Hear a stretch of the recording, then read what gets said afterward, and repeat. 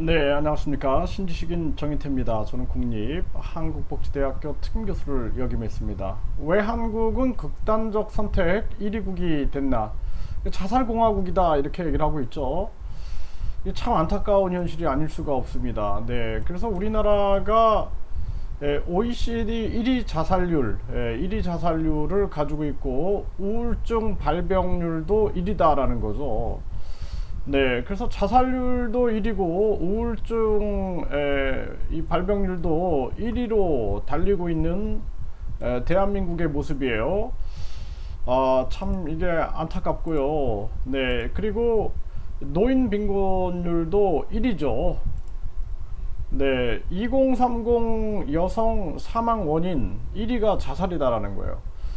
그래서 2030 여성들의 사망 원인 1위도 자살이고 청소년 사망 원인 10년째 1위가 자살이다라는 거예요. 스트레스와 우울감이 높다라는 거죠. 자살 때문에 1년에 15,000명이 죽고 100만 명이 고통을 받는다라는 겁니다. 네, 이 흉기로 극단적 선택한 포항 60대 부부 참변, 이게 계속 이런 기사가 쏟아져 나오죠. 네, 극단적 선택 생각, 아동 10명 중 3명 학업 진로 부담 탓, 이런 얘기가 나오고요. 청소년 27% 생각 못할 만큼 우울하다. 네, 극단적 선택 비중이 10년째 1위다. 이렇게 얘기를 하고 있고요. 네, 인천 고시텔 농성자 극단적 선택, 경찰 언론에 절망했다. 이렇게 얘기를 하고 있어요. 강제 퇴거 허위 보도와 대안 없는 경찰 설득에 절망을 했다라는 거죠. 그러니까 전기도 안 들어오고 수도까지 끊긴 고시텔에서 남편은 경찰과 대치하면서 무슨 생각을 했을까요? 자신의 억울함을 하소연하려고 했는데 언론 보도나 경찰 설득에서 희망이 보이지 않았을 때 이렇게 극단적 선택을 하게 되는 거죠. 그러니까 적어도 사회가 진실과 정의 속에 있어야 되는데 그게 아니라 돈과 권력 편에 서고 진실이 묵살되면은 많은 사람들이 이렇게 극단적 선택을 할 수가 있는 거죠. 네, 잠 못 자고 고민 많은 10대 여성들 극단적 선택, 네, 생각도 남성의 1.6배다 이런 얘기를 하고 있고요. 요즘에는 장애 자녀를 둔 엄마들이 잇따라 극단적 선택을 하고 있죠. 양육 부담을 덜어줘야 된다 이런 얘기를 하고 있고요. 네, 포항서 40대 남성이 또 극단적 선택을 해서 사망을 했다라는 기사가 이 어제 기사에 또 나오고 있습니다. 네, 이 자식을 살해해야 했던 엄마, 그들의 극단적 선택.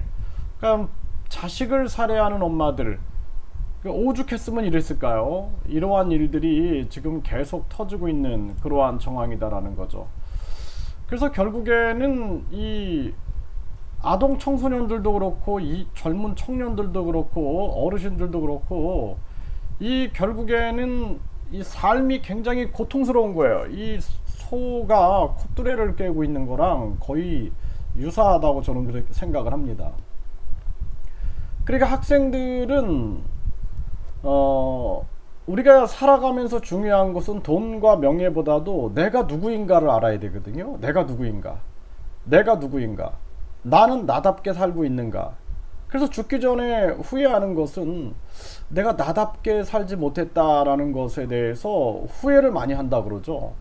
그래서 나이가 들어서 내가 하고 싶었던 게 춤이고 그림이고 하면 그때 그것을 아주 그 흥미롭게 빠져드는 그런 어르신들도 많이 계세요. 그래서 우리가 아동 청소년들도 마찬가지예요. 그들이 좋아하는 게 무엇인가, 그들이 관심 있는 게 무엇인가, 이걸 찾게 해줘야 되는 거예요. 그래서 그 재능을 꽃피우게 해주고 인성교육, 우리가 다른 사람 때문에도 고통받는 게 얼마나 많습니까? 또 나 때문에 다른 사람이 고통받는 게 얼마나 많아요. 그래서 중요한 것은 인성교육을 통해서 이웃에 대한 사랑 실천을 배우고 다른 사람에 대한 배려를 배워야 한다는 겁니다. 그리고 살아가면서 나답게 살 수 있는 거, 내가 누구인가를 빨리 발견하는 거, 이게 중요한 건데 이런 정체성 교육 없이 그냥 무조건 돈, 성공 이쪽으로 몰려가니까 아동 청소년 또 청년들 자살하고 결국에는 노인 자살률도 1위, 노인 빈곤율도 1위, 우울증 유병률도 1위 이렇게 되는 거예요. 그게 다 모든 게 유아기 때부터 부모들은 이 아이답게 사는 게 무엇일까? 이 아이는 춤을 잘 춘다. 이 아이는 그림을 잘 그린다. 이 아이는 요리를 잘한다. 이 아이는 뭔가 집을 짓는 것에 관심이 있다. 이런 것들을 발견해주고 그 아이가 좋아하는 일을 하면서 살아도 인생은 짧다라는 거죠. 그래서 우리가 먹고 살기 위하여 어떤 일을 하더라도 내가 정말 좋아하는 취미가 있으면 그 사람의 인생은 즐거워요. 그래서 제가 아는 분도 보면은 자신이 어떤 영업직을 했는데 자신이 좋아하는 거는 레크리에이션인 거예요. 그러니까 그 레크리에이션을 주말에 하는데 그것을 하는 생각을 하면서 자기 일을 열심히 하면서 또 살더라고요. 예, 그러면서 언젠가는 레크리에이션 강사로 자기는 평생을 살아가고 싶다. 예, 그런 꿈을 꾸면서 사니까 삶이 즐거운 거거든요.